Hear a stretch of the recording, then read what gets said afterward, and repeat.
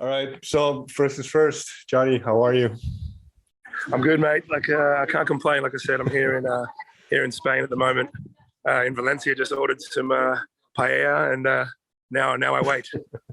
And you're on the Brass for Gold tour now. You started off. I don't know if you started in the Netherlands, but you started in the Netherlands, or you played in the Netherlands in Amsterdam. You said it was a nice and rowdy show. So what was it like being back on the road again and having that kind of response?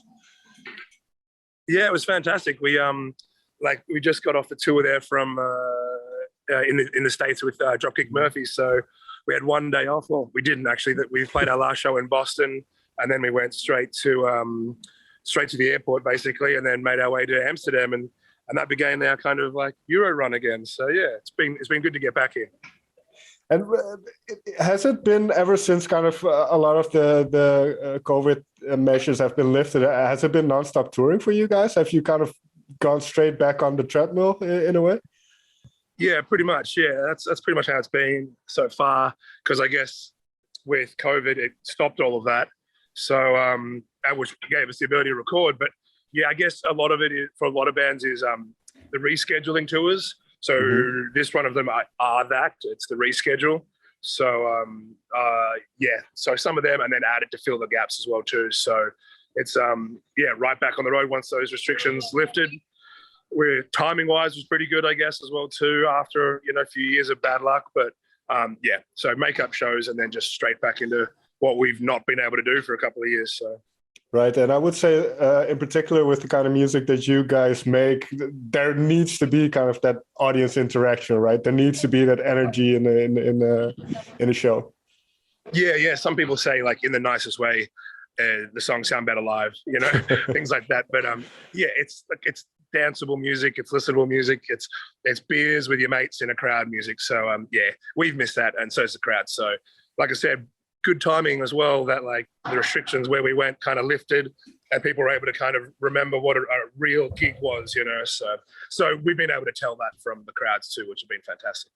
Yeah, that's very good to hear. So you mentioned something interesting. Obviously, you did have time to write, and you made an album in Hestia during the pandemic, and now you have another 8 songs, Brass for Gold. So is this a very prolific period in terms of writing for the band? Yeah, it is. Mike joined, and so much changed. We enjoyed writing music, playing music, demoing music, just sitting in a room, seeing what silly idea you got. Does it work? Nah, right, forget it, move on. Just that freedom again and enjoyment to be able to, enjoy your instrument, enjoy writing, enjoy recording, which sometimes, I'll be honest, it's not very enjoyable.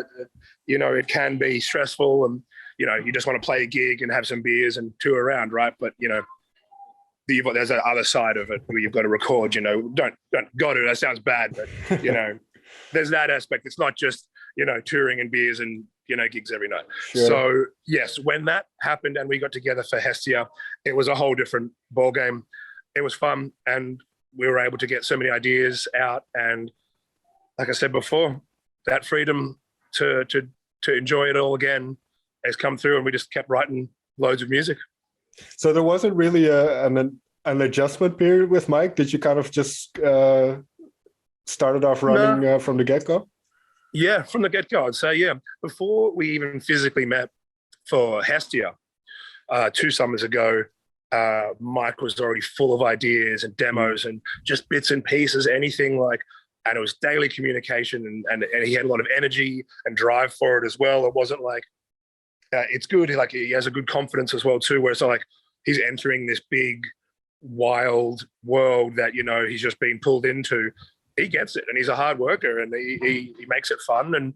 And so when we met, we hit it off straight away. We knew each other like on personal levels before that, but we'd never worked together, like never written music. We did a few shows together, and that was about it, But no, there was no kind of what would you call it, like honeymoon period? Really, it was just straight into enjoying it and working hard from the very, very beginning. Yeah. And how has his songwriting style, or maybe you can describe his songwriting style a little bit, but how has that affected kind of the sound of the band for now this last EP? Yeah, I'd say Mike's big on his like melodies and choruses. He writes to reaction and like what he's told us, like how a crowd would be or how it would sound live. What would it be like, you know, at that break or this bridge, you know, kind of has the vision of how it would be played, you know. So he keeps that in mind, and then we kind of put it down in ideas and demos and whatnot. And this time around, we did a lot more pre-production, so we could put the ideas as good or bad as they were up into a computer and work on it, and then sit in a room with the instruments and work on it, kind of thing. But Mike just churns out so many ideas and whatnot, and we kind of like let him do it, and then kind of give our input and whatnot, and we go from there. So it's been a very welcomed addition, that's for sure. That's very good to hear. Now, a song like Bloodsoaked in chorus, was that one that kind of clicked immediately, that you thought, well, this ska influence and this kind of vibe is going to work? This is us? Yeah, Mike basically sent us through a demo and the song was done. Okay. Pretty much. Like the demo for that one, he's like, I've got a song, here you go. It wasn't like, oh, I've got a chorus or a little melody. This was, boys, I wrote this song. What do you think? And he sent it through, and we were all like, yeah, that one needs to be recorded. 2, that needs to be a single, and we need to get a video for that. Like the imagery of it, everything was already there. So that was a song that just, you know, I don't want to speak for Mike, but like it was just done. The melodies, everything. There was, I think when we went to demo it and record it, like we were all together, I'm pretty sure we didn't change like a single thing. Okay. What was one song that ended up on the EP then that was a big change from where it started, if there was one? It's hard because they were written over time as well too. Like right. I would say more songs like on Hestia, because we had all these ideas. Mike had all these ideas. He had, you know, a bunch of completely like finished songs to a guitar riff, and we were the same. We had like ideas or a melody or something, you know, that wasn't completed. I'd say one that turned out very well on that one would be off Hestia would be Light in My Shadow. Which became the 3rd single. That was a guitar riff, like literally a guitar riff that Adam wrote and had in his little bank for a while, and we all sent them through, and we were just going through, like I said, we had all these ideas, and that went from the verse, chorus, guitar lines, that's it, 0 melody. Okay.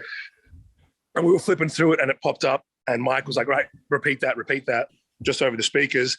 And then he just started like bumbling a bit of noise and like humming and whatnot, and just making noise to it.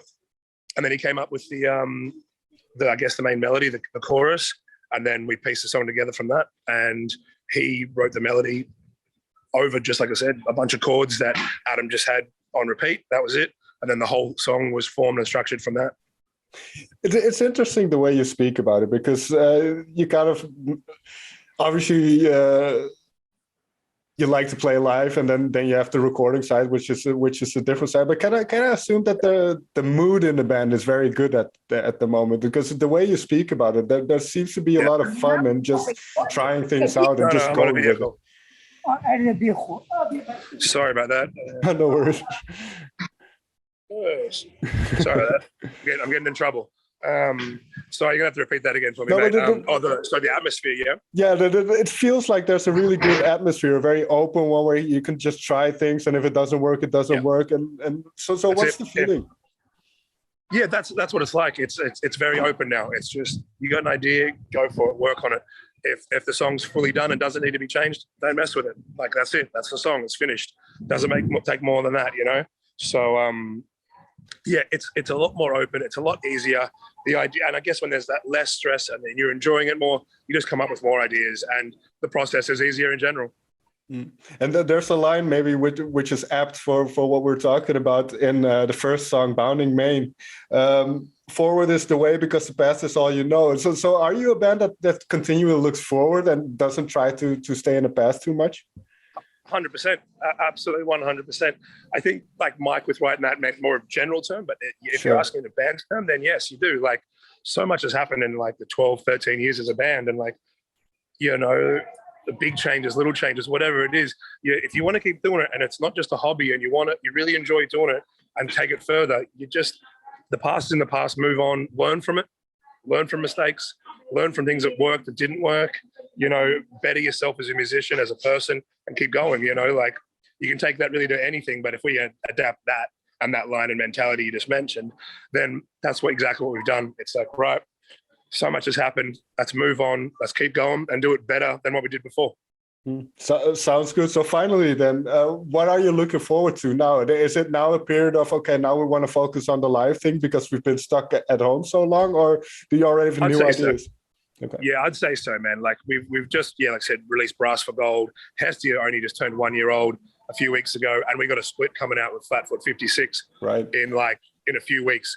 So we've put out a lot of music and whatnot. So we've missed touring, mate. So that's what we want to get back to do. And we've got a lot of songs to tour now. So. Well, that's very good to hear. Enjoy Spain and enjoy the rest of the tour. Hope you have a lot of fun. And can't wait to see what you come up with next. Thank you so much, mate. Appreciate your time. Thank you. All right, Johnny. Have a good day. Yeah. We'll do. Bye-bye. Cheers.